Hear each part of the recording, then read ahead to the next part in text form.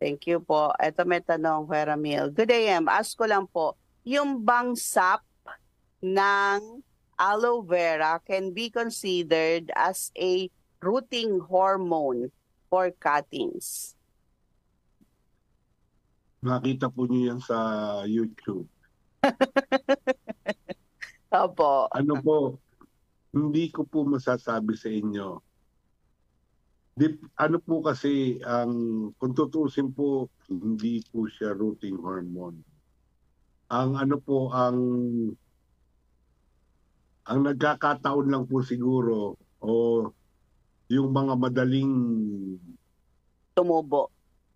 umugat, ang Mm-mm. itusok nyo, uugat po talaga. Pero pag yung Mm-mm. hindi rin po, hindi po. Kung ako po tatanungin nyo, hindi ko po rin alam, pero para sa akin po, hindi po siya nakakatulong.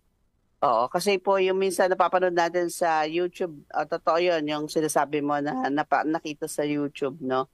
Na yung aloe vera tutusukan ng kung ba rose, ganyan. Mm. Tapos next frame, may ugat na. May ugat na. Para, Yun po yung magic ng video. yun ang ano, Pero yung in kasi, real life, hindi oo, natin masabi kasi wala pa naman ho talagang pag-aaral na pwede siyang ang rooting iniisip hormone. siguro, nakakapagpatubo ng buhok, tutubo rin yung halaman. Oo. Kasi yung aloe vera may studies na, Mm. 'di ba, na Oo, ginagamit maganda po. sa buhok, 'di ba, para Oo. kumapal, o kaya sa lotion, no? Mm. Sa balat.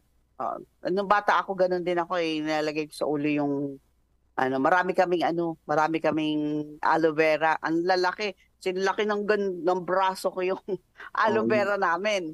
Ganun yun ang kalalaki. magaganda eh. Mm. Tapos, mahaba talaga, as in mahaba. Sinaba ng arm ko Mm. yung isang ganun niya. Tapos, malapad talaga. Mm. O, yun yung namin. Nilalagay sa buhok. O, kasi yung lola ko ganun.